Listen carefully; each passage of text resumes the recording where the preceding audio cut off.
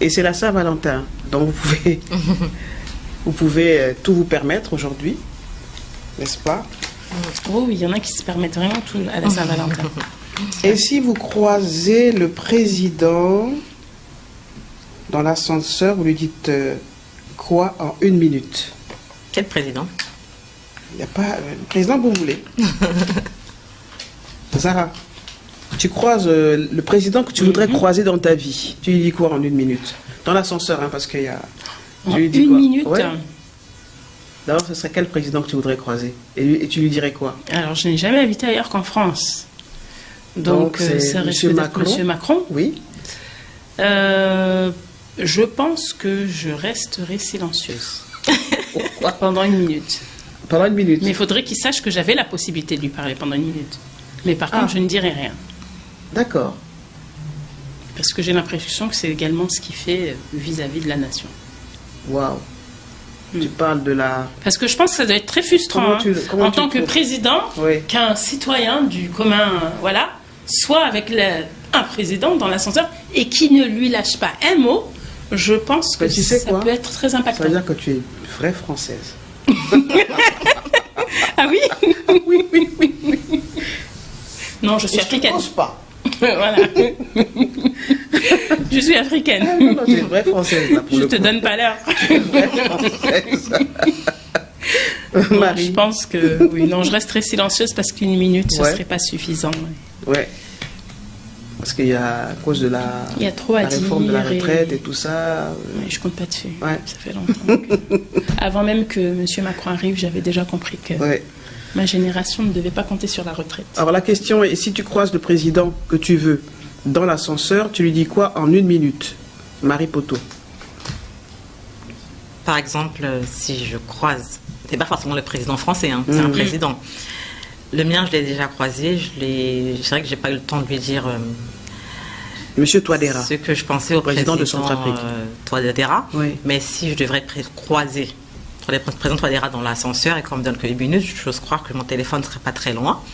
Je lui demanderais de faire une vidéo pour pouvoir renouveler ou de remercier ceux qui le soutiennent, mais moi à ses côtés en mode selfie. Parce que je tiens à apparaître dans la vidéo à ses côtés. C'est important, ça compte. Alors moi, j'ai pas croisé un président dans l'ascenseur. J'ai interviewé parmi des présidents un président très connu, Laurent Gbagbo. Je me souviens très bien, c'était en 2006. Bon, il y a des questions qu'il faut poser à un président, il y a des questions qu'il ne faut pas poser. Moi, je suis quand même... Combien avez-vous d'enfants? Non, je demandais quel était son salaire, combien il gagnait en tant que président. Et là, on me disait, mais non, on ne pose pas ce genre de questions. Ben si, pourquoi je ne posais pas ce genre de questions? Et il m'a donné le montant de son salaire. Parce qu'en fait, il a dit, je crois qu'il devait gagner, je ne sais plus, 9 000 et quelques euros. Et il disait que son argent n'était pas dans un compte en Europe, pas en Suisse. Il a donné le montant de son salaire. Il a même dit où son argent était viré, quoi, en Côte d'Ivoire. Donc, non, c'est bien d'être confronté à ces personnes-là. Et je pense que quand on est journaliste, quand on a la chance d'interviewer des gens de pouvoir, je pense que ce qui fait changer un roi, un homme de pouvoir, c'est l'attitude que tu as face à lui. C'est-à-dire de lui dire les choses vraies, mais avec l'humanité et le respect. Ouais. Là, tu vas pas te faire tuer, quoi. Parce que je trouve parfois que...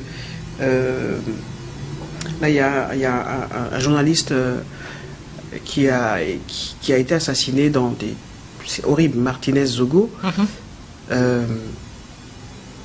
Alors, j'admire le courage qu'avait ce monsieur de dénoncer les travers de la société, de son pays, détournement de fonds et tout ça.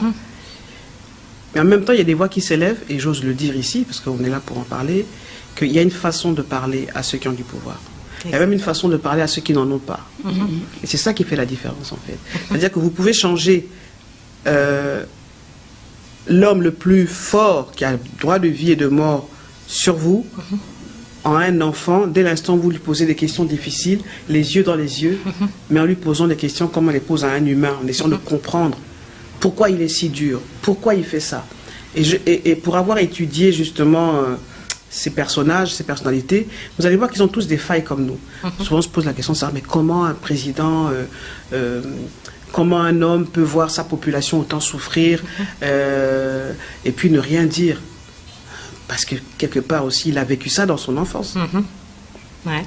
Oui, souvent on reproduit. Et il faut pas... Et ils reproduisent ce qu'ils ont vécu.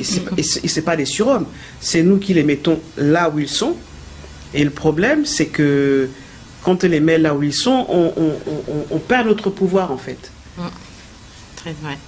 Voilà, je ne sais pas ce que vous en pensez, mesdames, mais on est pratiquement arrivé à la fin de cette émission. Ça m'a inspiré quelque chose. Oui, on est arrivé à la fin de cette émission spéciale Saint-Valentin.